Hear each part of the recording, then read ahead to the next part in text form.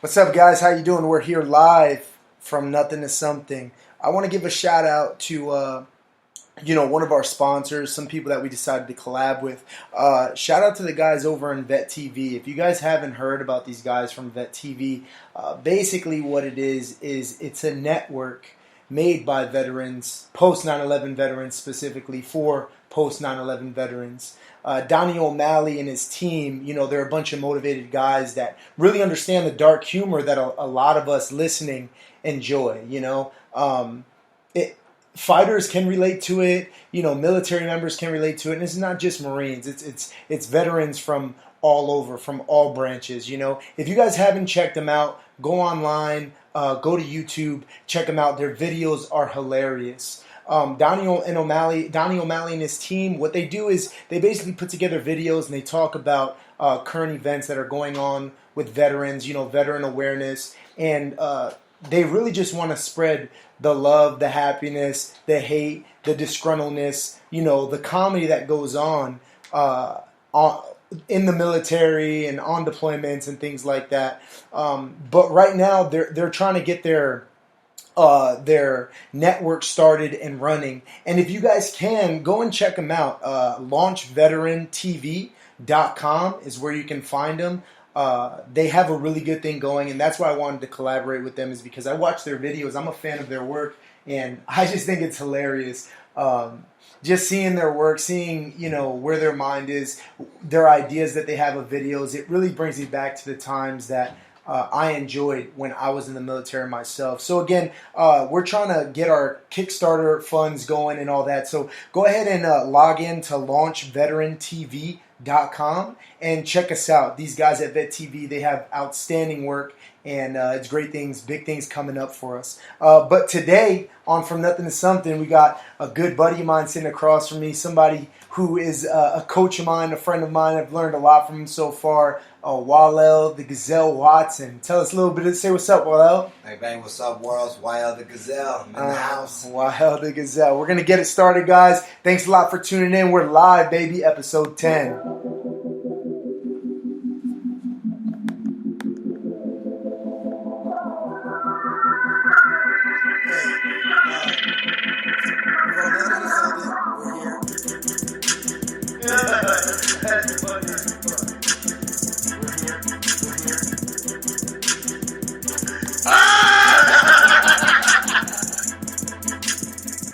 Yeah. From Nothing to Something, episode 10. We're live here at the pad in San Diego. What's going on, Walele? How you feeling today? I'm good, my dude. How you feeling, man? I'm feeling good, man. Yeah, I know. I did. I got a phone call on Saturday morning from Manolo. Like, hey, I got a fight for you. I got an opportunity for you. Do you want to take it? And I was like, yeah, when? And he said, today. You have to go weigh in like right now. I just ate breakfast, you know what I mean? I already know. I know. Opportunity knocked, right? Yeah, when the opportunity knocks, you got to take it. And I went over there and weighed in. And he's a big guy. I had a good time. I ended up bringing home that W. Thanks to you. You cornered me. You came out. You didn't even know I was going to be there. And you're like, oh, shit. No, I showed up. I'm like, what the hell you doing here? You're like, I'm fighting, coach. I'm like, oh, okay. Who you fighting? Looked him up. Came up with a game plan. Game plan worked. Yeah, it did. We had to stay inside, and he's a big guy. He was like 6'5". 6'5", yeah. He was a tall boy. Yeah. But we just stuck to the game plan, and after the first round, I go over to the corner, and Walele's like, "All right, man. So you did good, but this is a Muay Thai event, so you lost that round because you have to throw more kicks, man." And I was like, "Damn it." Hey, we stole it back though. We stole it back round 2 and 3. We destroyed him. Going into round 3, he didn't even want to go in. Man. He was shaking his head no. His body language was saying he was out of the fight. Yeah, man. Yeah, he kept running off the mat, and it was cool. And those of you that follow me on Facebook, I'm sure you saw the videos. If not, you can see it up on my Facebook, Danny Jitsu. It's pretty funny because a lot of people are like, "Bro, was that fight in Mexico? Like, what was going on there?" Because it just is like a gym in the cut in Chula Vista. Old school, yeah. Yeah. I remember days like that when I first started too, man. I miss those kind of days. Just meeting up at people's gyms like that, at smokers, and just throwing down like that. So yeah, it was cool. It was cool. It was super packed, but you know what? that's that environment right there. That's that fight life. Yeah, that's what's up. So tell the people at home a little bit something about yourself, sir. Like, what do you do, and how'd you get started in what you do? I mean, me right now, I am a 21 pro fighter. You know, I've been all over the world. You know, I've been blessed in what I do. I started almost 8 years ago. You know, 2008. You know, I played football my whole life. You know, I played college. And it just didn't work out. I was a small guy. So you played college ball? I played, junior college. You know, I played right here at San Diego Mesa College. Nice. I played 2 years there. Did great. You know, I was on all conference. I was a team captain. What position did you play? Wide receiver. Oh, you were wide receiver? Kick return. Yeah. Oh, okay. So you got some hands. Like, in the football sense, you got hands. I used to have hands. real good hands back then too. Catch anything. Yeah. I think I only had 2 drops all season. Oh, that's pretty good. The 2 drops I had were crucial. Killer was 2 of that I can get back type of drops. But yeah. No, I love playing college. I love playing football. You know, from the first time I ran my 80-yard punt return in Pop Warner, I knew this is what I wanted to do. But you know, God had other plans for me. You know, I'm a little guy, not too big. You know, so after college, I tried to defy the odds. I played a little semi-pro, and I found out, and nah, man. I am too small, you know. The next level, those are some big boys hitting out there, and I was getting cracked every game. Every game, I was out at least a whole quarter. I had to sit out because either taking a shot to the head, shot to the body. You know, these boys weren't playing. They were trying to get picked up to a practice squad, so they was out there hitting. Yeah, they were looking to put that work in. Oh yeah, man. I remember my last game I played. The safety left his feet, bro. I just caught the ball, turned around. He was like an angel coming out. This white bullet angel coming out, and bam, cracked me so hard in my chin piece. Earpiece going one way, chin piece going one way. I remember he didn't knock me out. I was still awake, but I was laying there, and I couldn't move my body. And that was the first time I was like, yeah, you know what? I better go do something else. I'm going to be old very quick and not moving very quick. And, you know what I mean? That's when my boy Robbie Peralta, I always give him a shout out, you know, because he's the one that got me involved in this whole fight game. He was coming wait for a fight, and he asked me to come with him. And that's when I went to this garage. That's where his team was at. They used to train out of a garage in Escondido right there, Team Cadillac. Okay. And, you know what I mean? That's where I started. That's a good name for a garage team. Oh, yeah, man. The coach, his name was Cadillac. He was a super short, swole black dude. He ain't as big as he used to be anymore. He's a lot lighter now. And what happened was, the legend goes, he fought a dude for the Cadillac, and he beat him for his Cadillac. So he was known for his Cadillac. That's pretty dope. And he started his own team. So he had his own garage team called Team Cadillac. And I remember going there, and it was like a little fight club. You know what I mean? It was like 8, 12 dudes just smashing each other in this padded up from top to bottom garage. And then they would go fight in Mexico. Oh, yeah, man. So 30 days later, here I am flying out to Querétaro, fighting my first pro fight with 30 days of training. So 30 days of training, you just back then it was only pro though, huh? Yep. There was, you can only do like smoker fights, like how we got like invited to that, but you got to know people. And at that time, I didn't know anybody. You know, we're a garage team at the end of the day. We're a team, but it's a garage team. We don't know a whole lot of gyms. We're not going to be invited to no amateur events. So his philosophy was, you could waste 2 years training, find out you don't even want to do this, or you could just dive into the mix right here, right now, and find out it's something you want to do. Yeah. And I was like, let's go. Yeah. Next thing you know, I'm flying out to Mexico, being treated like a superstar for a whole week. You know what I mean? 5-star breakfast, 5-star lunch, dinner, autograph signing. I'm thinking like, this is my first exposure to MMA, so I'm like, damn, this is what MMA's all about. You're treated like a rock star. Not knowing, they're babysitting me, making sure I'm taken care of so I can come to the fight on Saturday and get beat up by their dude. You know what I mean? So went in there, fought a guy that was way more experienced to me. He was 9-3 at the time. So 9-0-0. Former kickboxing champion, got his own gym, the whole 9. Went in there. Thank God I can't read Spanish because there was like articles that talk about talk about 20 seconds. You shouldn't last more than 20 seconds with this guy. And like being unorthodox and just not giving a damn. I just rushed him. And just like, I confused him. I was like, I flustered him. I made the kickboxer start grappling. All of a sudden, he was grappling. And I caught him in a choke. But I had like no experience yet in jiu-jitsu, so I'm just using all arms. Oh, just squeezing. Man, yeah. But I could hear him like gurgling, you know what I mean? So I'm like, yeah, I'm about to finish this fight right now. But nah, I just blew out my arms instead. Pissed him off. He gets up. He's throwing me left. He's throwing me right. I'm just trying to survive. And then I can just feel my body gassing. And then he throws me and puts me in the choke, shows me how it's done, of course, gets me. But I knew right there and then, you know what I mean, like, I wanted to do this. So, you know, when I got backstage, I was like, the guy even came up to me, he was like, damn, man, how many fights do you have? I was like, 0, this is my first fight. He's like, this is your first fight? He's like, who let you fight me? Why would they let you fight me? I couldn't believe that, you know what I mean? He was like, man. And he was like, man, I would hate to see you in a rematch. He's like, you're going to be real good in a couple years. And that guy retired that night, you know what I mean? And from then on, you know, I knew what I had to do. I knew that I wanted to do this at a serious level.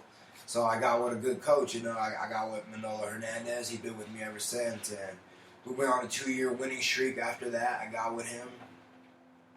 It's crazy how we did things together, man. Fucking, when I got with him, I was 0-1 as a pro. And I had no experience till, like, I didn't even know how to throw a jab. I didn't know how to throw a cross. Ground, I didn't have no ground game. I didn't know how to do any of that stuff, you know. So he was like, what are we going to do with you? You're 0-1 as a pro. You can't go backwards, you know what I mean? So luckily at that time, you know, there was like I said, there wasn't no legal amateur MMA yet in California. So we were going to like other gyms, fighting smoker fights and going out to Mexico and doing like bar fights out there for them and like dinner shows and things like that, like little private parties and fights. And we did that for like 6 months, and before we knew, we had ripped off like 10 wins. And you know, it was like, let's go pro, you know. We went pro, we did our thing, and right away, boom, I tapped out the first dude. I put him to sleep, actually. Yeah. My first pro fight with Manolo as my coach. And after that, it was just, you know what I mean? It was just nothing but going forward, just beating fools up and tapping them out, beating fools up and tapping them out, beating fools up and tapping them out. Yeah. And then I ended up getting called to Tachi Palace, and that was going to be at that time I had been fighting in Mexico for 2 years, and I was the 2-time champ out there. No, I wasn't 2-time champ yet. I just won 1 belt. And then I got called up to fight in Tachi Palace, and that's out here in America. At that time, Tachi Palace was probably like the number 5 show in the world. And it was like a big deal. Like, you either got out to UFC and you went to Tachi Palace, or you went to Tachi Palace and then went to the UFC. So it was like a big deal for Tachi Palace to call me up. And like, there was like title implications for me if I won this fight. Yeah. But it just wasn't my night, you know what I mean? We just didn't plan for it right, you know, for the moment. There was a couple of miscalculations, you know, one being Lemoore, hot-ass Lemoore, dry-ass Lemoore. All week I'm training inside the hotel. And I'm looking at the fighters like, why are these idiots training outside? Don't they know it's like 90 degrees out there? Yeah. What I don't realize is that they're preparing themselves to fight outside. I thought the show was indoors. Man. I never fought outdoors until that day. I'm like the 8th fight of the day. It's like 89 degrees when I come out. Oh, man, it was crazy out there. Super hot. The mats were hot. I remember like just gassing out immediately, being on my back. You know, was yelling at me, "Get up!" Yeah, like I am. My legs just ain't working right now. You know what I mean? It was a rough fight. I ended up losing that fight. At that time, I was on a 7-fight win streak. So and then it was crazy because we lost, and then we got the call right away to fight in Mexico for the 2nd belt. They had another show, which was the biggest organization in South America at that time. It was called UWC Mexico. Okay. Ultimate Warrior Challenge Mexico. And at that time, my boy... What year was this? This was probably 2011. Okay, 2011. Okay. So I've been fighting for a couple of years now. Yeah. I got my name established. I was like right there, getting close, you know, to be finally like being ranked out there in the world, and people started to know my name like as a prospect and all this and that. And then we got that phone call. You were saying your boy Alex Soto, yeah. So my teammate Alex Soto, he was the champ of UWC at the time. Yeah, we had Alex Soto on the podcast a couple episodes ago. Yeah, that's my dude, man. And yeah, he was the champ. He ended up getting picked up to Dream in Japan, so he left the belt vacant. So they ended up asking if I wanted to fight against their dude, which is his name was Mai Leon at the time. He was like, he looked like GSP at 135, just beastie little Hispanic killer. You know what I mean? He'll lay on you and he'll just smash you. He's real strong, real solid. He has some kickboxing too. And we took that fight literally right after my L at Tachi Palace. Like the next week we took that fight. So, you know, we just went right back in like 3-4 weeks later, fought, won that fight, and then I ended up getting called up to the UFC right after that. Yeah, you know? yeah. So I was a 2-time champ. And that's what the UFC had liked about me. They said, we seen that you had lost your last fight, but we liked that 4 weeks later, not even 4 weeks later, you came back, and not only did you get a win, you finished your guy right away to show that, you know, it's the fight game. You know, right. No one's gonna have a perfect record in the fight game, and I think a lot of fighters, they duck and dodge fights because they're afraid of that. They think that you have to have a perfect record in this game, and you don't. You know, yeah. You just gotta come out and put on the show and finish fights. Yeah. Be a finisher. Don't be a guy that's coming out there to point strike. Don't be a guy that's coming out there to lay and pray.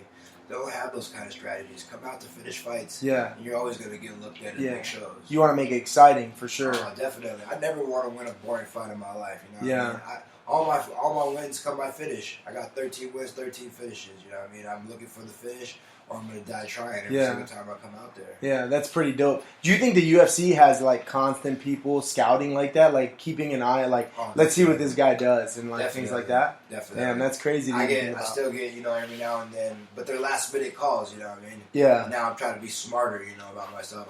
When I beat Anthony Gutierrez, I ended up getting a phone call. You know what I mean? People get hurt all the time. You got to be ready. But you know, in the Gutierrez fight, I took a lot of shots to the head. I got knocked out twice.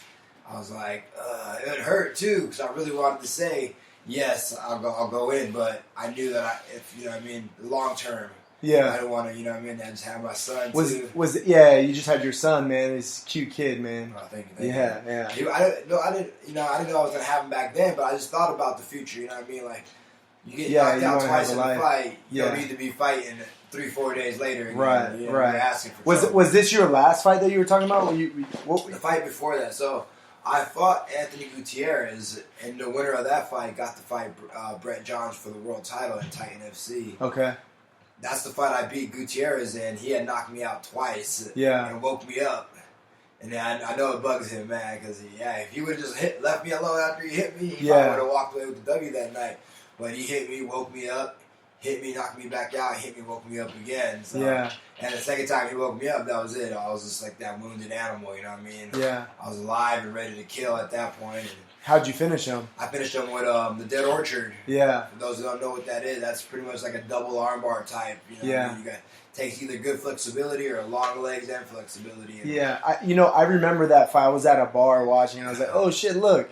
And I looked, and like I didn't notice you. What I noticed was in the corner, I can see Gio's beard, and I'm like, that is Gio. I'm like, that's Eddie Bravo. I'm like, I'm like, oh, that's what. Oh, snap! So I'm at the bar. They have this fight, and I'm like, oh. And then I seen where the dude dropped you. He's like, boom, and then he dropped. I was like, oh shit. And then the guy gets on top of you, and I can see like, you're close to Gio and Eddie, and they're like screaming at you, and all of a sudden your legs just come up, and you lock up the Dead Orchard, and I was like, oh, and you finish the dude. You could just see the regret in his face. You're right. You can see it. He told me, he's like, I knew it. They told me not to go on the ground with you. Yeah. And it's like, well, if you knew the game plan, why'd you do it? Why'd you go on the ground with me? You know what I mean? And that's the one thing about us, you know what I mean? The 10th Planet guys, like, you go on the ground with us, it's going to be a long day for you. I don't give a damn what you're doing standing up. When we hit the ground, our ground game is vicious. We bring it, man. We could bring it knocked out. We could bring it blindfolded. We could bring it with one arm. Our ground game is real vicious. And even at the amateur level, like, people know that. My first fight was against a different dude that was 6'5", and I just kept that's how I beat him, was just my ground and pound, my jiu-jitsu. He couldn't stop my takedowns, and I was just furious on top of him. I almost finished the submission a couple times. Then my second fight, the dude told me he watched film on me, and he was just avoiding that ground game. Anytime he went to the ground, he wanted to stand right back up. So, fighters know that 10 Planet system is the real deal, you know? Man. And that's why I'm excited about this fight, because, I'm fighting a jiu-jitsu guy December 2nd. If he wants to go to the ground, it's going to be a long day for him. Yeah. You know what I mean? We're on a different level over here. Hell yeah. Gio, to Richie, to all you guys on the mats, our purple belts are better than half the black belts out there. We got killers on our team. Yeah, anybody that wants to go to the ground, it's going to be a long night. Yeah. That's pretty dope. So you got this fight coming up with Brave MMA, and I've had Alex Soto on the podcast a couple episodes again talking about Brave and things like that. So December 2nd is when it is. Yep. So it's right around the corner, a couple weeks away. Where's that going to be at? That's going to be in Bahrain, December 2nd at the Khalifa Sports Arena there. Bahrain at the Khalifa I'm Sports fighting Elias Budagame at 145. And after I'm done finishing him, I'm coming for that belt. Yeah. For that 145 belt, I'm going to finish that guy. And y'all can give me somebody else, I'm going to finish him too. All finishes. I'm going to be the only guy in MMA to get all finishes first wins. I'm never going to win by decision. All finishes. Yeah, and when you did have your time in the UFC, what was the biggest name that you did end up fighting in the UFC? The biggest name at the time when I fought. Well, at that time he wasn't the biggest name. At that time when I fought, the biggest name was Yves Jabouin, not Yves Edward. Yves Jabouin. He was from TriStar, and he was probably like top 10 in the world for sure at that time. Yeah. You know, what year was this? This was in 2011, 2012, almost 2012. It was like December, so it was like in the late 2011 when I fought him. And it was right after I had just knocked out my pro. I got a knockout win in my pro debut in the UFC. 72 seconds, I had knocked my dude out. So then they gave me Yves Jabouin. He was top 10 at the time, and he was the biggest name. But then I ended up fighting TJ Dillashaw, who ended up becoming the biggest name that I ever fought so far, for sure. And when, we all know at one point he was number one in the world. He was just finishing everybody. And at that time, I was the only dude he didn't finish. Yeah. You know what I mean? And I just had a bad night against him. I think if we run that back, it would be a whole different story right now. Right. But it just, at that time, I was overzealous. I shouldn't have took that fight on such short notice, but you live and learn. I'm a fighter. I don't turn fights down. Yeah, TJ Dillashaw at the time he was fighting under Uriah Faber, and then he moved, right. He was Uriah's like prospect, right. Oh yeah. And then they had that whole beef where Conor McGregor was telling him I don't know, maybe you're the snake in the grass. I don't know if Conor started it off, but he definitely threw fuel on that fire. Yeah, he did. But yeah, I don't know what happened with those guys. I just know that I've been with the same coach since I started. Once me and Manolo linked up together, and I seen a dude that was willing to teach me and put time and invest in me, I've never turned my back on him. I've never even thought of going anywhere else. Right. I might cross train here. I might go learn from this guy there, but I always come back home. You know what I mean? Yeah. Home is home. Manolo, Tiger, Uncle Bill, Eddie, Gio, Boogie, all these guys. That's my team. I'm never gonna think about going to another team. I'll go get work from other people, but I'll never switch teams up. So, yeah, I can see the rivalry. I can see somebody being bitter because when you put your time and you invest in somebody, those are hours. I think time is worth more than money. When you put all your time into somebody and that's how they repay you by just packing up and moving out and giving all the credit to somebody else, I can see them being beef. You know what I mean? Yeah. But, I don't know their situation. But that's what it seems like it comes off to me. Yeah. Like, Uriah said, I recruited that guy out of high school. You know what I mean? You would think there would have been a little bit more loyalty when it came down. And he would have stuck around, but at the same time, they say fighting is the most selfish sport. You got to be selfish sometimes. That's true, and you got to do what you feel like is best for you sometimes, But I agree, especially me coming from the Marine Corps, loyalty is very important to me. It's funny, people ask me all the time, like, so you're going to stay in San Diego? And I'm like, well, yeah, when I get out, I'm trying to fight. And they're like, yeah, but like there's so many good teams, and it doesn't compute to me. People, it's funny when people interact with you on a day-to-day basis, and I'm just a normal dude, and that's how people see me as a normal dude. So they don't realize the level of training and the level of expertise that I'm around in the MMA world, training with Team Hurricane, Austin, and 10th Planet. Until they start following me on social media, and they're like, "Dude, I seen you with this dude, or I seen you with that dude." I'm like, yeah, that's, they're like, oh, I seen that picture you put up with Liz Carmucci. That's cool that you met her. I'm like, bro, I meet her every night. She beats me up in class every day. It's like, It's funny. We don't realize the I guess you say the impact that we have on the rest of the community. Right. And it's really interesting to see. And shout out to Liz Carmucci. She's already out there in New York, ready to put some work in. Manolo, Uncle Bill, they out there. Yeah. Saturday, she starts off. She was the first girl to step in the octagon when she fought Ronda, and now she's the first MMA fight in the history of New York. Like, oh yeah. I don't even know what you can say about that. If that's not a Hall of Fame round, I don't know what it is. Yeah. You know what I mean? She's going to set it off on UFC 205. You know what I mean? I helped her out a lot in this camp, too. You know, we worked all that pad work. We worked all kinds of new footwork stuff, you know. Yeah. They're not ready for the new Carmouche. She's had her layoff, and she's ready to come in, you know, and make that run at the belt again, you know. And absolutely. These girls better watch out, and they better be afraid of her. Yeah, she's a fucking monster, dude. And we're going to have her on the podcast soon. I talked to her a couple weeks ago, and she just told me real plainly, like, hey, if it doesn't have to do with my fight, I'm just not interested in it right now. When I'm done, we'll do something though, and those veterans, listen. You know, we're gonna do something with her for Vet TV for sure. I talked to her about it a little bit, but she's all about the veteran community. She's a former Marine. She was in the Air Wing. I think she was actually born in Japan, and she speaks the language and everything. And writes it. Yeah, she writes it like. So she has a pretty extensive history in the Marine Corps, and those of you that don't know this or have been following MMA, or maybe you just are somewhat fans, tune in on Saturday, UFC 205. She is going to be the first fight of the night, and I'm 100% confident in her ability to destroy her opponent and anybody you put in front of her, just because I see what she does to the grown men, and I feel what she does to me every day.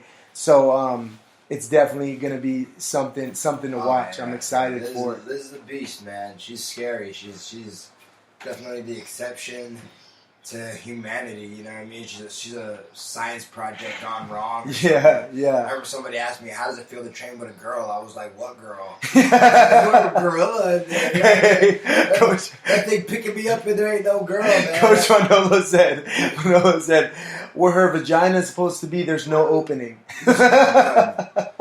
She's a monster, man. She's scary. She is. Liz is a beast. I can't wait to see her fight on Saturday. You know what I mean? I'm super excited. It's cool. And you know what? I really do feel like that's the coolest part about like fighting and training with people who choose this as their lifestyle, because I get the opportunity to train and work with them and learn from them, and you know, like I'm a purple belt in jiu-jitsu, right? And I learn things from people lower level than me every day. A real martial artist knows, you know, you're learning from everybody around you, and you're absorbing the energy and the aura. And when you have a sick team, you know, and you feel strong going into your fight, your team is watching, whether I'm at the event or whether like watching you, you know, from a bar or from home on the couch. I know that I had input in that work and that win or that loss, you know, win or lose, you know, it's the team, you know, so it's really cool to be a part of that. No, it is definitely an honor, you know. Like I said, we all feed off of each other. Everybody's always competing and doing something, you know. Everybody in our team, whether it's a jiu-jitsu tournament, a super fight, MMA fight, kickboxing, boxing, we stay busy, and we're all involved in each other's lives. We're always supporting each other, like you said, whether we're going to the event, watching it on our phone, or watching it at a bar, or just keeping updates on Facebook, you know. I mean, right. We're always there for each other. We're always pushing each other to be the best that we can. Yeah, that's the cool thing about 10th Planet, you know, Team Hurricane, awesome, you know, Tiger Smalls Boxing, San Diego Combat Academy, you know, it's a real family, you know what I mean? Yeah, it is, and I think that's really what drew me to it so much. You know, I don't know what I'm meant for, what I'm meant to do. I just know that I'm doing what I enjoy. You know, that's what I focus on. I enjoy doing the podcast. I enjoy fighting MMA. You know. And I think about, you know, the steps of life and things like that. And, you know, if it wasn't for the Marine Corps, I would have never really found martial arts. And I would have never have found my niche or found 10th Planet, because the Marine Corps brought me to California. And I got into MMA. I started watching it and started doing it and training a little bit.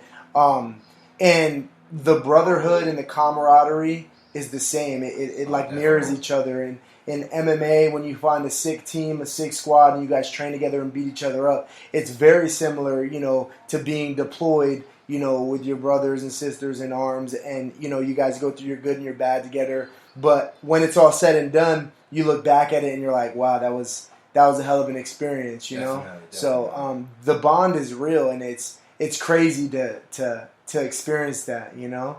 Oh yeah, definitely. Yeah, the bond that I've been able to make and build in almost the past decade with the guys, girls, fighters in the fight community, it's irreplaceable. You know what I mean? Like you said, I didn't have the privilege of serving, but I played football, and that's a brotherhood. Yeah. You know, I played football since I was 7 years old. I'm used to having that brotherhood, a band of guys together. We all have the same common interests. Yeah. We travel together on the weekends. We're traveling, going places. We're on the holidays. We're together. You know what I mean? So and that's what the fight team is. You know, I remember at one point I didn't celebrate Christmas or Thanksgiving or birthdays because I had fights coming up, and so did my teammates. And we were in sauna rooms cutting weight, and in the bathtubs cutting weights. Yeah. And, you know what I mean? We're running while everybody else is eating and opening presents and things like that. So these become your family members. You know, they're the people that you bleed with, the people that you cry with, that you laugh with, that see your highest of your highs and your lowest of your lows. You know what I mean? Like, we win together and we learn together. And Manolo says it all the time. And, you know, that's a real thing with our team compared to a lot of teams out there. Yeah, and it's true because, like, when I first started doing MMA, I actually started with Team Quest because they had a Team Quest Oceanside. Okay, and, it was Brian Harper who was running it. And I started there, and that's basically how I got to 10 Planet was through Marty. You remember Marty B? Marty. What up, Marty? Yeah, Marty. I know he listens once in a while. We talked about him a couple times. And Marty was the guy that really got me involved in this. Well, you know, watching MMA is what got me into the gym. And then when I walked into the gym, I went to check out a couple of gyms in Oceanside, right? You have the Compound. Yeah. You had Team Quest. And then there was one more gym that I went to go look at. But what really blew my mind was when I walked into Team Quest, I looked on the mat, and I saw dudes like Sam Morgan. I saw JT Money, Jesse Taylor. These are dudes that I watched on TV before I joined the Marine Corps, and they're right in front of me working, you know? And I was like, damn, they had huge pictures of Dan Henderson in the gym in Oceanside. And I met Brian Harper, Dan Henderson's coach, and I was just kind of like, in awe. So I started training. Mehdi Baghdad was there at the time. He was just on his last UFC. He was my first Muay Thai coach, you know.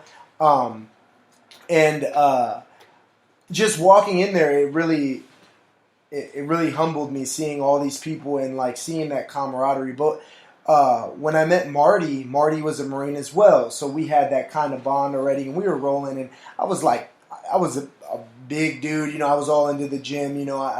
I was much bigger than I am now, and I was a white belt. Marty was a blue belt, and he's like, "I'm gonna take your arm," and he just snagged, you know. He just arm, and I was like, "Wow, this dude's just submitting me at will." It was crazy, you know. He's 125 pounds. How's this little dude doing that to me? I'm like, I'm like twice his size, you know, literally.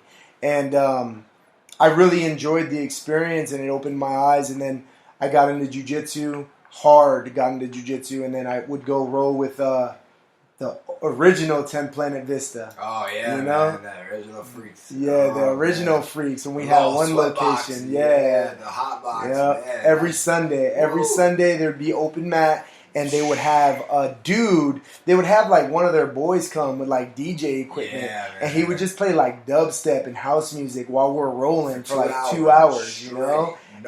No breaks, just bump hands.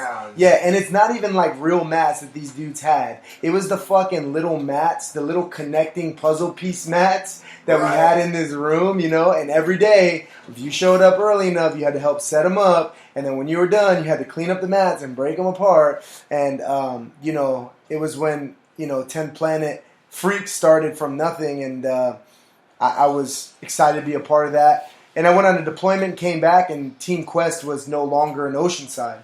And Brian Harper was like, hey, we're focusing on the new gym in Temecula. This is where we're going to start a team, a squad. I want you to come out and train. But it was just too far for me. So I dedicated my life to jiu-jitsu for a little bit with Gio.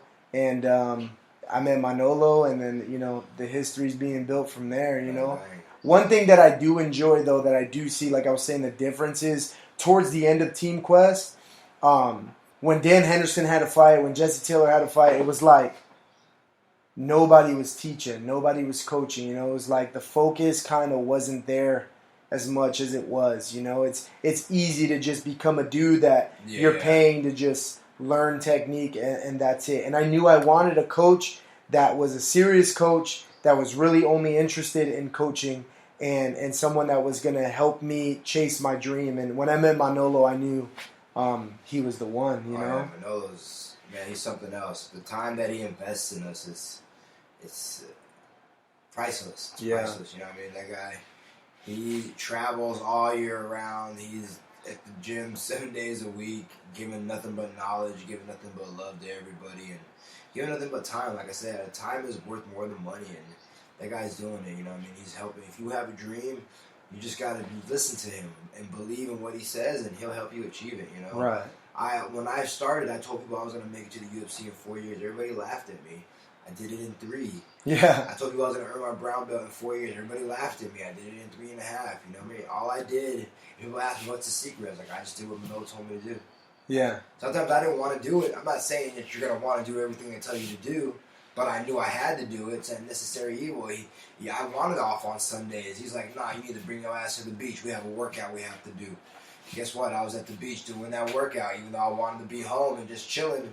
But hey, this is what I want. If I say this is my dream, I should be able to and be willing to do whatever it is to achieve it. So. And that's why I wanted you to have you on the podcast, because that's essentially the message that, you know, I try to deliver to people through this podcast is, you know, nothing's gonna beat hard work and dedication. When you find something that you're really passionate about, you know, the opportunities are endless, you know, and you're gonna meet adversity where people are gonna laugh at you. You know what I mean? Yeah. But fuck what people think, man. If you fucking want something, then go and do it. Go and get it. If you really want to accomplish a goal or a task and you're expecting other people to believe in you to accomplish that task, then you need to ask yourself, is that really a goal or a task that you really want? Or are you just trying to impress the fucking crowd around you? Land's full of haters, man. There's way more negative Nancys than there is people out there trying to build you up. And nobody wants to see you do better than them. They want to see you do good, but not better than them. Right. So if your dream is to be incredible, they're like, man, fuck, you can't do that. Yeah. You can't be incredible. Why can't I? Right. Because you say I can't be incredible. It's like, nah, man.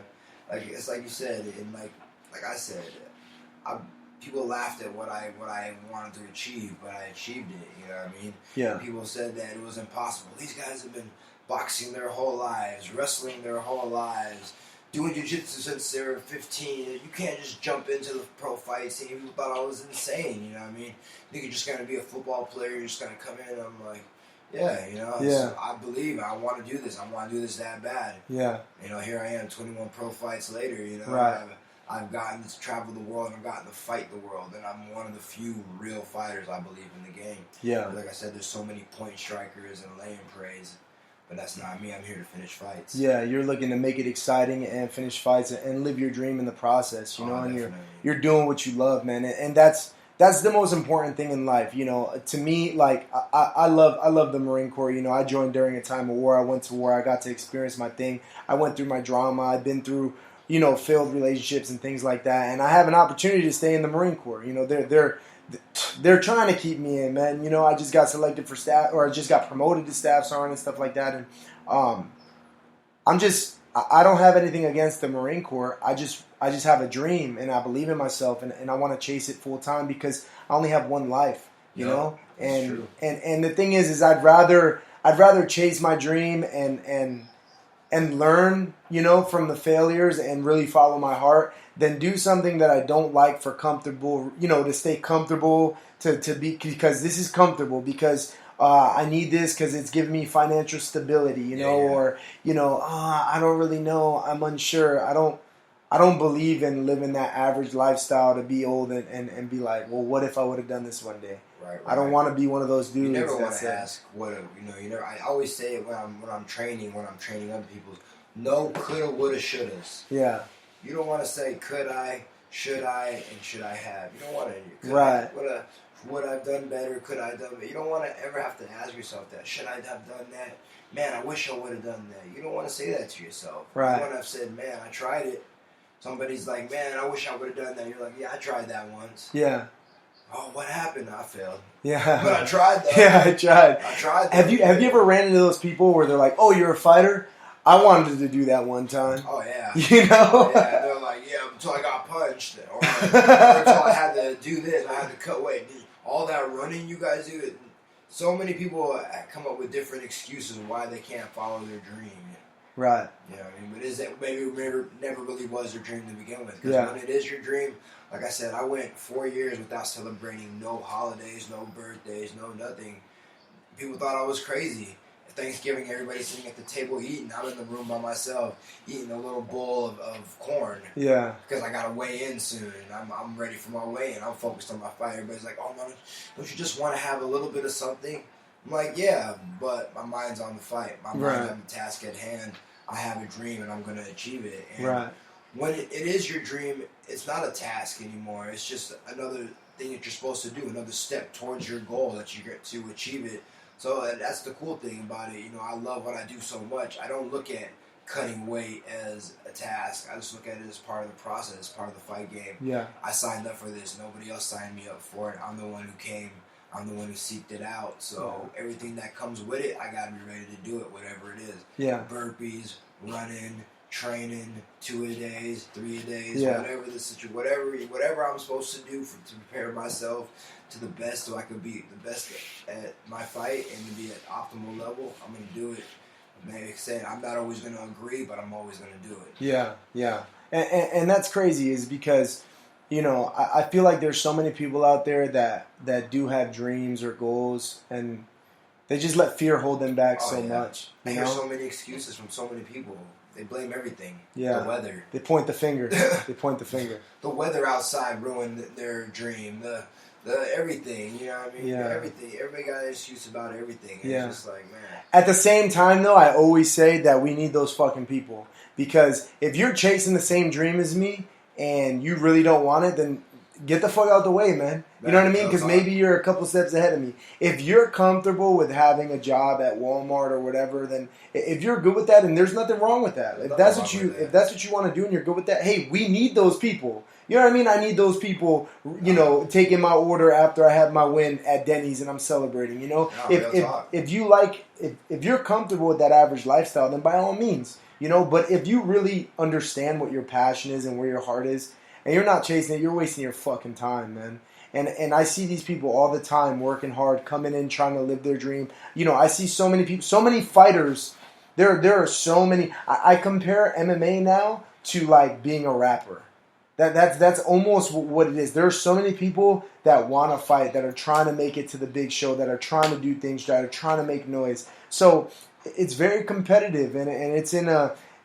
I heard a quote. It's only a shark can survive in a tank of piranhas. You know what I mean? And that's what it is. If you're not a shark in this game, if you're not going to be hungry, ready to jump at any opportunity, then you're just not going to make it. And that's the that's the mindset you have to have in whatever your fucking passion is. If you're going to school, you're trying to get your doctor's degree, if you're trying to be a fucking lawyer, you're trying to be a fighter, you're trying to be a musician, whatever it is, whatever obstacle's in your way, you need to fucking overcome that. You need to shit or get off the pot, because there are people behind you, maybe more hungry than you, trying to get that same goal, you know? And definitely. I mean, it's just crazy to think about. What was your biggest point of adversity? What was the biggest obstacle you feel that you've had to overcome so far? Man, honestly, for the longest time, is probably the disrespect of these promoters out there, you know what I mean? Promoters always trying to underpay you. That kind of shit will make you want to quit alone, you know what I mean? Yeah. Because you're like, here I am sacrificing my body and my life and my hours, and motherfuckers want to give you 1-on-1 to show up. You're like, motherfucking $2,000. My diet costs $2,000. You know what I mean? Like, I got a family to feed. Like, I got bills to pay. You're going to try to, like, co-main event you or main event you for $2,000, $1,000, something. It's crazy. 8 for some people, 800. You know, that's, you know, shout out to Brave, you know. They ain't doing that. They ain't robbing the fighters. They trying to give you some chips, you know. So like I said, shout out to Brave. They're allowing us to, you know, to provide, to say that they made me proud to say I'm a pro fighter again. Because for a while, like I said, I love fighting. And don't get me wrong, I would have fought. I would have taught jiu-jitsu. I would have taught Muay Thai. I would have done that to the day I die. I'm gonna do that to the day I die. But fighting professionally was starting to get to the point where I was like, it's not worth it. I'm just going to let the young men do it. You know what I mean? Let the little young 20-year-olds, 19-year-olds, where making money don't matter to them because they're robbing us, you know what I mean? Yeah. So that's probably like one of my biggest adversities right there, you know. And those of you at home listening that don't understand what he means when he says 8 and 8, what he means is like they're paying you $800 to show up and then another $800 on top of that for the win.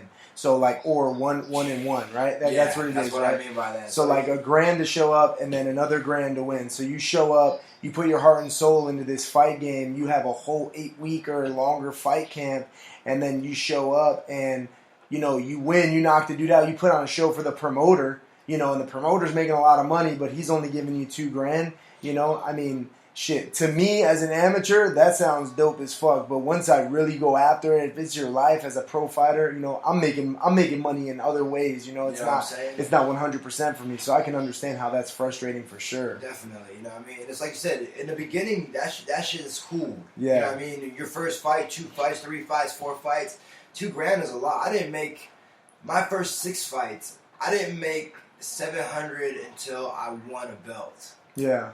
I made $750. I was so happy. I was so happy. That was my 6th fight. I was 6-1. It was technically my 7th fight, but it was my 6th win in a row. I won my first championship, and I got $750. I bought everybody tacos in Mexico. I was so fucking happy. Yeah. I thought I was balling. I never made that. I was making $300, $400. And then when I came back and fought for the belt, I made like $1,200, and at that time, that was the most money I made. I was like, "Oh my god!" Yeah. And Tachi, I didn't get a chance to make that much money because I had to pay for medicals. Right. Medicals will get you. You know what I mean? That's Especially true. at the pro level, they really your licensing, you know, they get you. You know what I mean? So I didn't make no money in my Tachi Palace fight, and then I came back, made some chip. To me, that was chips. You know, at the time in Mexico, that was my 9th fight at that point. I still hadn't cleared over $1,500 in a fight yet. You know what I mean? Yeah. And that's why it gets frustrating as you start getting older, you start fighting more fights. If you don't start getting the respect. Yeah, and for you, you know, having fights in the UFC, that has to, you know, make some. You have to be making more money than, you know. You can't be showing up to events and getting paid the same as these dudes where they're like 3 pro fights in. You're like, bro, I was on the UFC card. Like I'm not fighting for no $2,000. Yeah. Like, I'm not and doing the promoter's getting mad at me. Yeah. They're telling me I need to be happy. Yeah. I need to be happy. I need to be thankful for what? Yeah. I'm putting in my blood, sweat, and tears. Look at my fights. Go look me up on YouTube, on Google, whatever. I've never given you a boring fight. 21 fights, I've never came out with boring. I've never came out and played it safe. I come out and I'm looking for the finish, so you're on the edge of your seat. Because at any given moment, the fight's going to be over with. Yeah. You know what I mean? Yeah. So how could you? And that's not. I'm not trying to sound selfish. Like I'm just saying. Oh, I need to get paid more. All fighters need to get paid more in general. Right. I think $2,000 should be what you get as starting out. Right. When you have 1 fight, 2 fights, 3 fights. But after that, you need to start getting paid. Because you got to be a good professional. You got to give hours. You got to give time. To do that, you got to sacrifice work hours. Yeah. We all got to sacrifice work hours. You know, I'm blessed to teach at the gym, but I got to give up teaching hours. I got to give up PT hours because I got to train. I can't do both. Yeah. So I'm losing money. So I got to make that back times more at the end. I can't just break even. You know what I mean? Yeah. And that's to all fighters. You know, that's why you'll see fighters that have potential to be awesome never really hit their full potential because they run into obstacles like that. Like financial obstacles and shit. They're just falling into debt. So now the guy's thinking, I need to do something else. Yeah. So, you know, I need to do stuff on the side. And then whether they get in trouble or whether they just fade off and, you know, go to a different career path. Right. That happens a lot with a lot of fighters, you know. Yeah. Like I said, shout out Brave, you know, they're a new promotion, but they're showing fighters respect, you know, so I'm real thankful for that. That's dope, yeah, and this is going to be their second event, so they had a lot of success with their first one.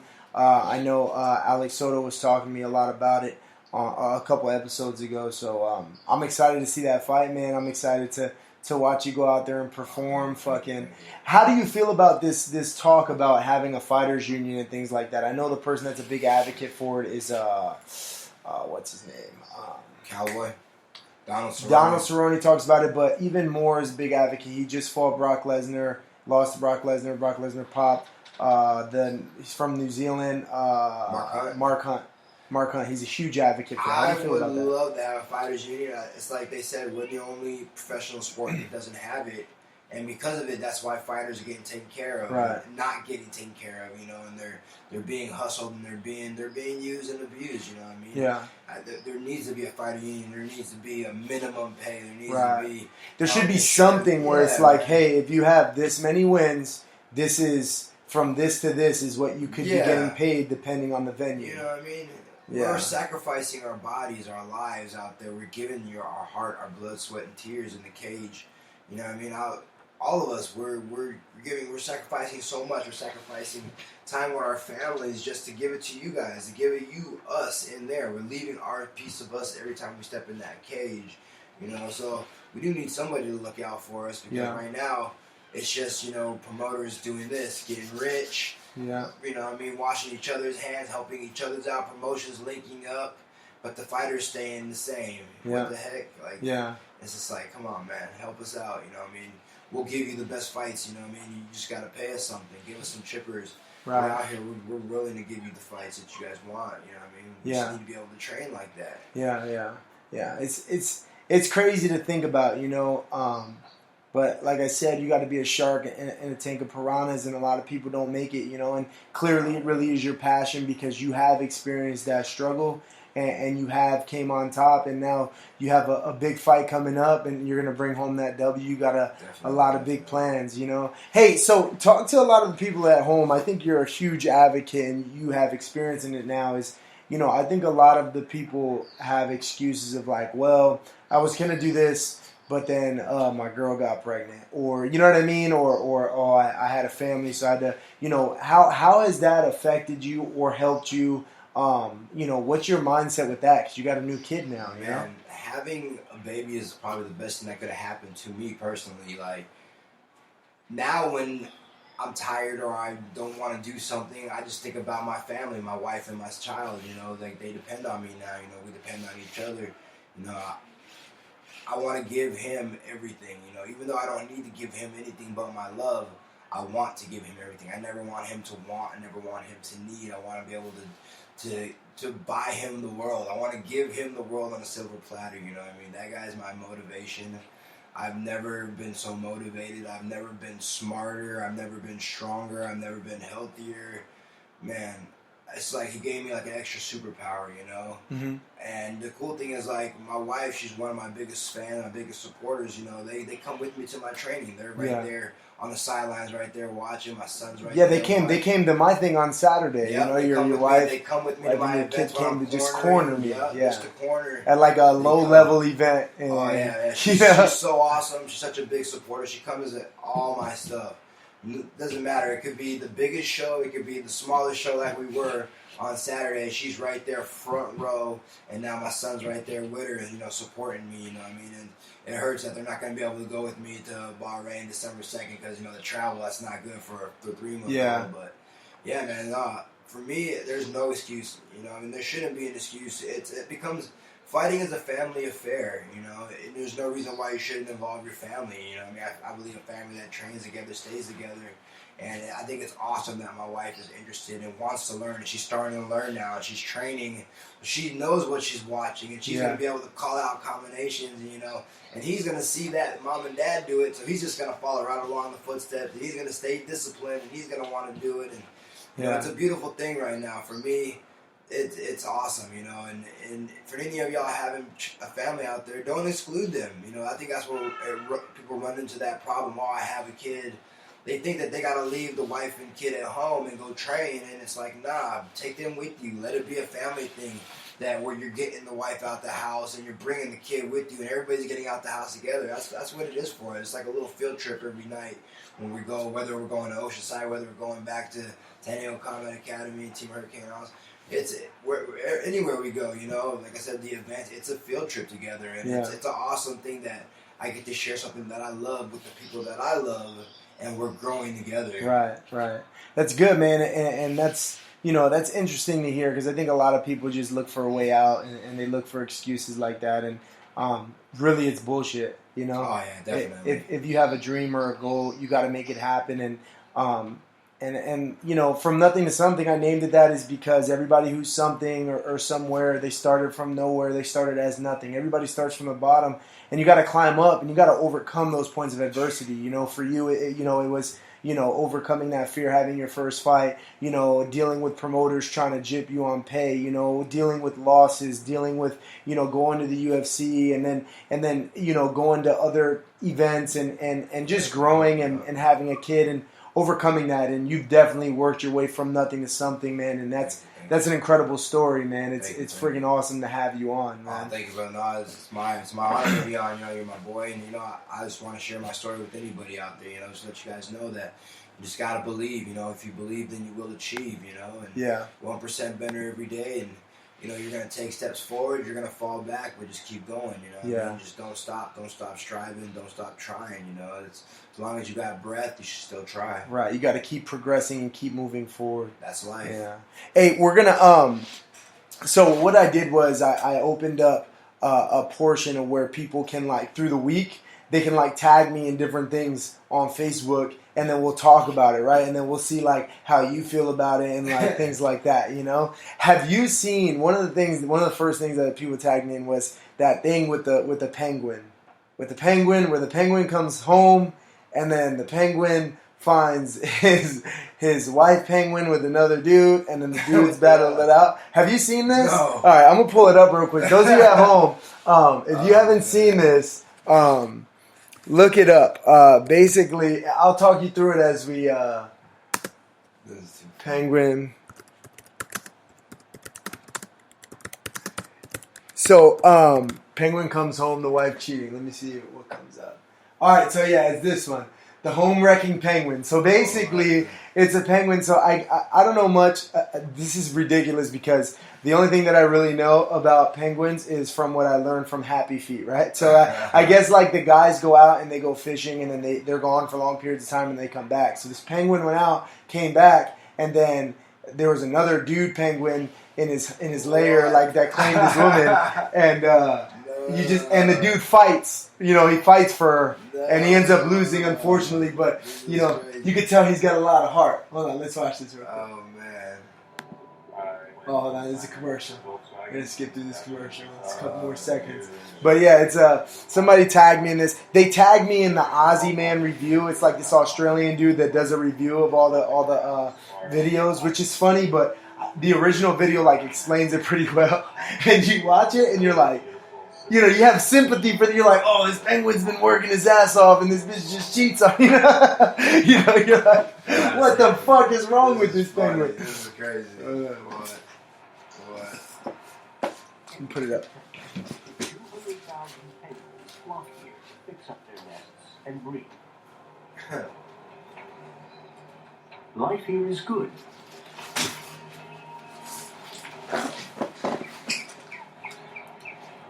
But this husband has come home to find his wife with another penguin.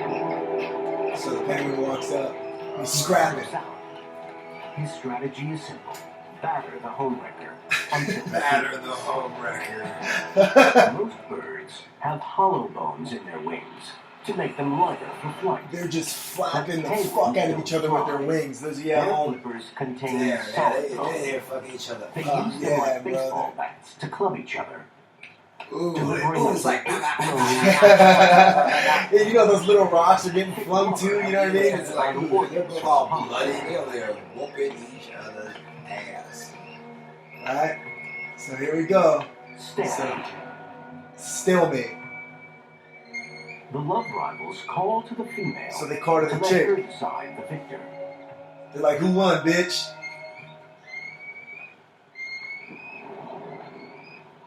She chooses the homewrecker. She chooses the other dude, right? She did him dirty. The husband stands to lose the mother of his children. He says, He fuck follows that. them home. He follows them to the hole. Isn't over yet. He said, nah, we're not done, bro. With the homewrecker hiding in the burrow. It's like, I need my TV and shit, man. Is with a beak attack. This is crazy. Penguins usually use it. Now they're fucking bloody. They're just beating each other up. They're gouging out eyes. He said, "You ain't taking my girl." I know, oh man, they're bloody as fuck. It's crazy. It's like a battle, you know what I mean? It's like a real fight. It's like Martin McDonald and fucking brain's not working right now. No, it's good. It's good. They're fucking bloody though, for sure. Yeah, man. Is a prime target for hungry birds of prey.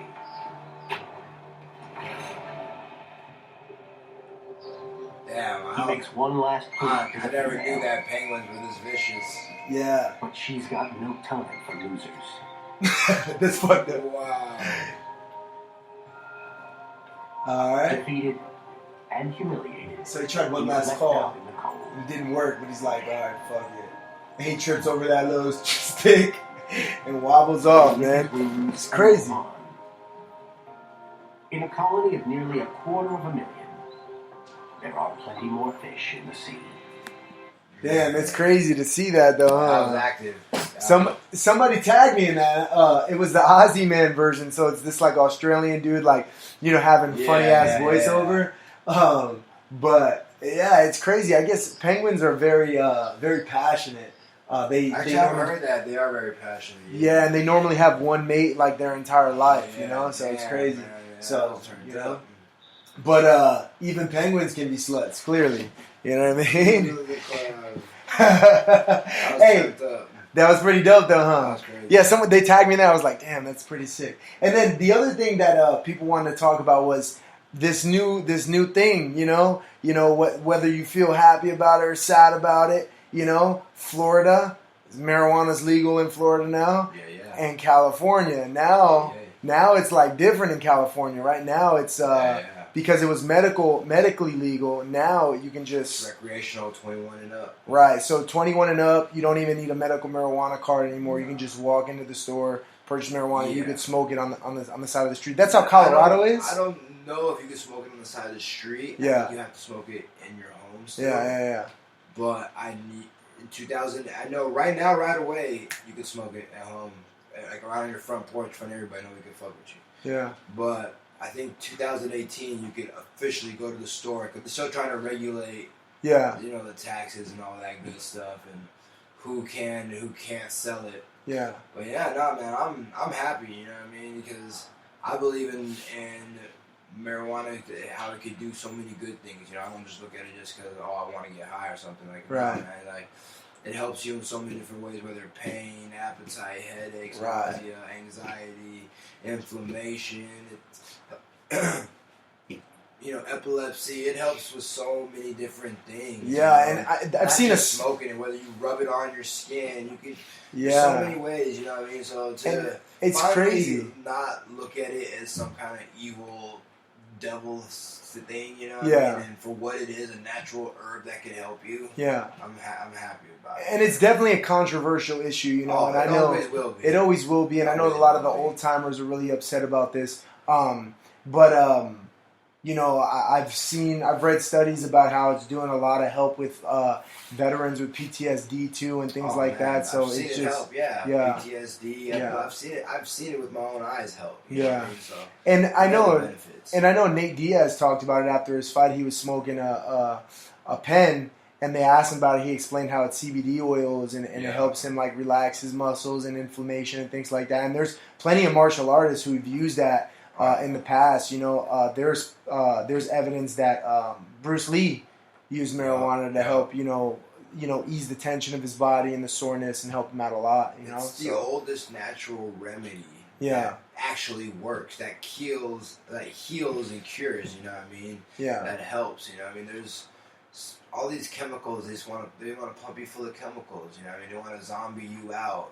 Right. But marijuana actually helps in so many different ways. Yeah, it's crazy to think that marijuana is illegal, right, for the most part, but they can prescribe you like Oxycontin and shit like that. Right. It's basically heroin. It's heroin. They can prescribe you heroin as a painkiller, you know, but they give you as many pills as you want. As many as you need. You're in pain. Yep.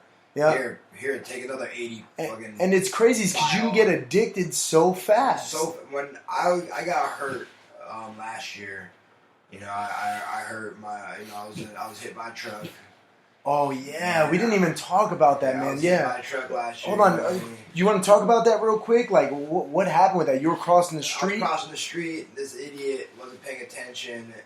He didn't make a right hand. Didn't yield on a right hand turn, so he just came blasted by, smacked me. I don't know. I guess I'm like part machine or something. Usually people that get hit by S250s, you know, they get pretty messed up. Bro.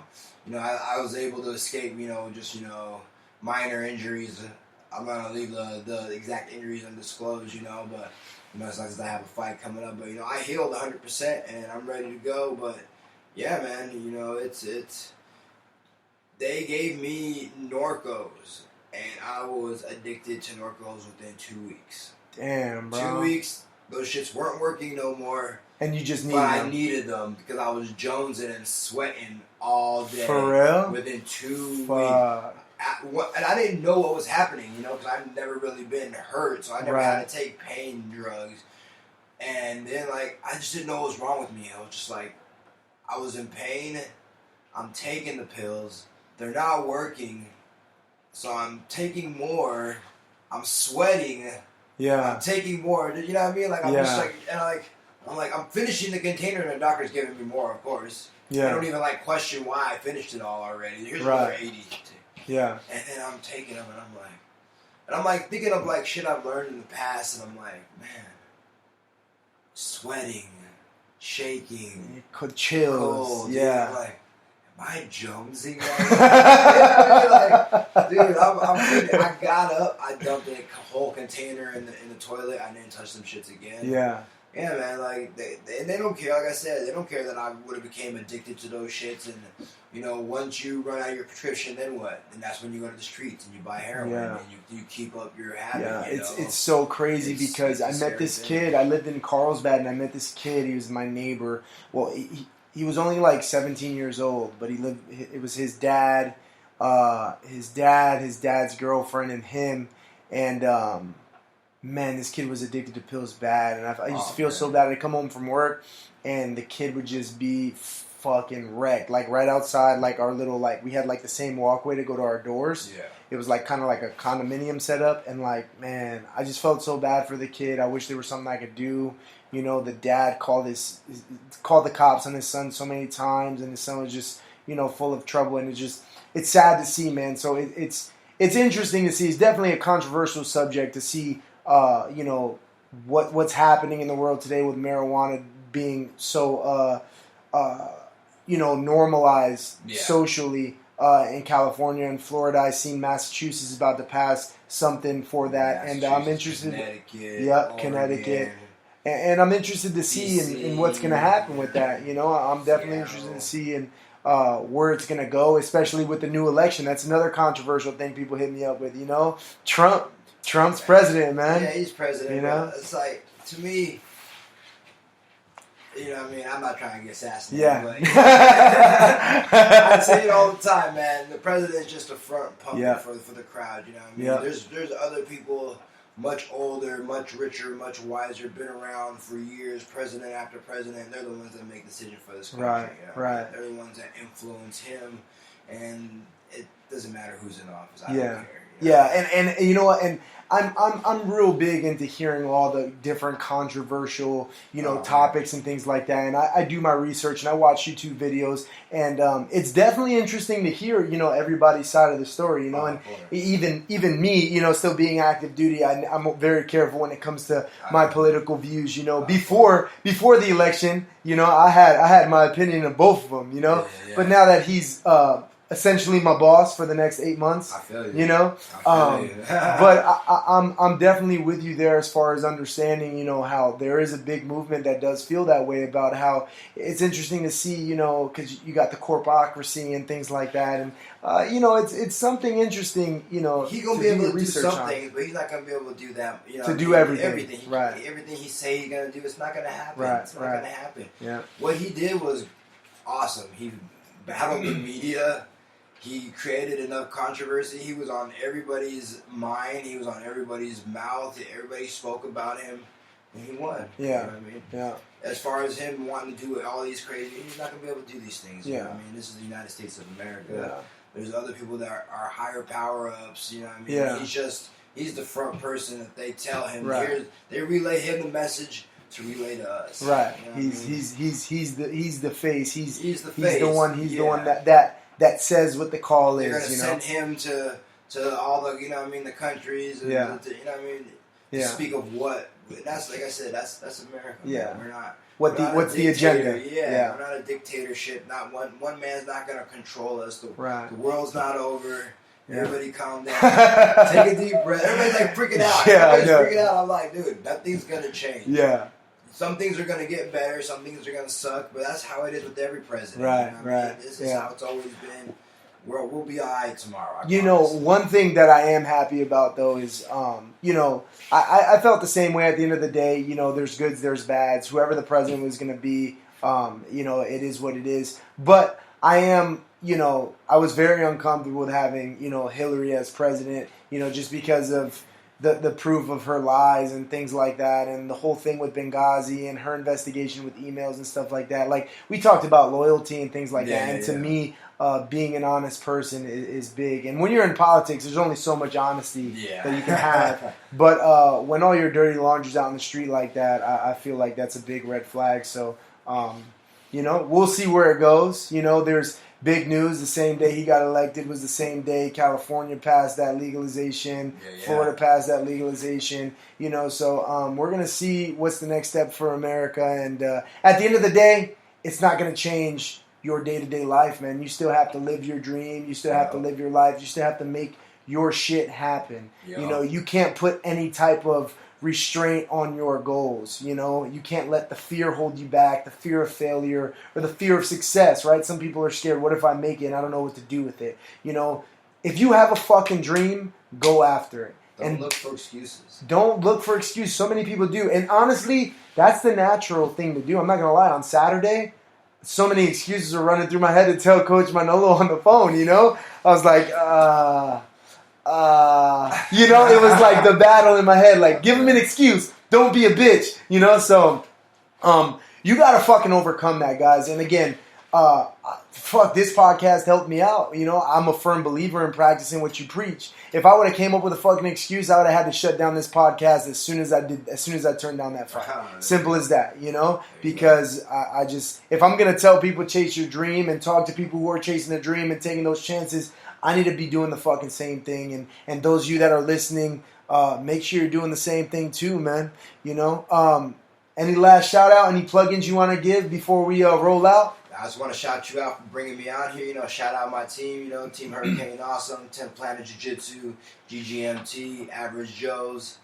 Strength and Conditioning, Tiger Smalls Boxing. My team, my family, my wife, Emily Khalil. My mom and dad. Everybody that supports me. My brother, Uncle Sam. Look out for him. He's coming out. Man, he got big things. He's one of the most unknown, hottest rappers that you need to hear. If you don't know about Uncle Sam, look him up. Uncle with a K. That guy spits fire. For real? I'm going to look him up. I'm not just saying that because he's my brother. I'm saying that because he's really a lyrical genius. Uncle with a K? Uncle Sam? He's on YouTube or what? On YouTube, yep. Look him up on YouTube, SoundCloud, all that. That guy's coming out with some... He could do it all. He could do it all. Check him out. Other than that, look for me December 2nd, Brave 2 Dynasty. Elias, I'm coming. Like I said, that smile, I'm taking it from you. It's going to be on my face. And after that, I'm going to finish the next guy, and I'm going to become the 145 champ of Brave. I'm here to be the champion. I'm here, solidify my legacy. Bang, bang. Here I come, Gazelle Gang. Hell yeah, baby. And you heard it here first from Nothing to Something. You're going to watch Walele the Gazelle go ahead and make it happen. You heard it here live from Nothing to Something. It's no bullshit. It's real, 100%. Chase your dream. Go after the life that you fucking want. Don't accept the life that was handed to you. One more shout out to Vet TV, guys. Seriously, check them out. Those of you that like dark humor, you don't even have to be a former military member. If you just like comedy and funny videos and shit like that, these dudes are fucking insane. Donnie O'Malley and his crew, these guys are motivated, they're hilarious, and just like me, they're fucking slightly retarded. So go ahead, go ahead on their website, launchveterantv.com. Kickstarter, their Kickstarter page, we're looking to get the the funds to actually start this network. I don't know if you understand how Kickstarter works, but you basically make a pledge to make a certain amount of money, and you have a certain amount of time to make that money. When you do make that money, you take that money and you make the network actually happen. Again, you could check out their videos on YouTube. Vet TV, type in Donnie O'Malley. However you can do it, just look it up. And if it's something you're interested in doing, guys, any penny helps. You know what I mean? When you log into that Kickstarter account, and it's not just like you're donating. There's actually like different levels of donation that you have, from the lowest to the highest. You get something back. Like on the website, your name will be on the website forever. You get invited to like the Kickstarter party that they have, the Vet TV party that they have. You know, they have different levels of investment opportunities where they're actually going to give back to you, and you guys can be a part of this creation. Vet TV, I choose to support them, not because I'm a veteran, but because I love their work. I've always loved their work, and their videos are just fucking incredible. So again, check them out, support them if you can, and if you can't, just watch their videos, and that's support enough. All right, we love you guys. From nothing to something, Walele, thank you very much for being on, my brother. I appreciate you so much, man, for real. Brother. Thanks for having me, man. I always have a great time, and I love doing this, and I'm glad I could have people who are successful like you on here. And tomorrow, we're going to put that work in. What time? I don't work tomorrow, so what time should I be at the gym in the morning? Shoot, what's tomorrow? Thursday. Come in. Well, I have noon class. You can come in at 9. We'll be moving around tomorrow at 9. All right. Are they doing? They're not doing that conditioning stuff tomorrow. The Shark Tank, no, not tomorrow. But I'm gonna be moving around at 9. Okay. I'll get some kickboxing. So at 9, and then we have jujitsu still at 6, right? Yep, 6. All right. 6 and 10. All right, cool. Yep. So I'm gonna be there. I'm gonna be there first thing in the morning, and I'll be there to move around with you at 9, so we can put some work in. All right, guys. Once again, we love you. Thanks for listening. We're out. Peace out, guys. Enjoy. Have a good weekend.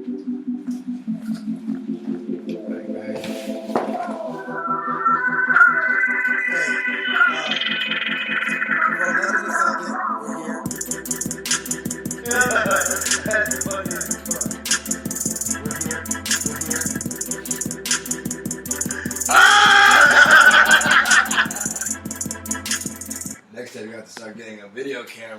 Yeah, man. So what I've been doing, we didn't do it this time just because it hasn't been that great, you know. But what I've been doing is just having whoever my guest is, just having them go live and then set it up right here. Oh, shit, but the thing with that is, like, people ask questions on here, and I can't answer it. So I've thought about I have a connection for the HDMI, but only for the iPhones. So I can always do it on the iPhone, and then I can see their questions up here. There you go. You know, but I don't know, different ways to make it happen. Definitely. Let me see. Do you want to stop?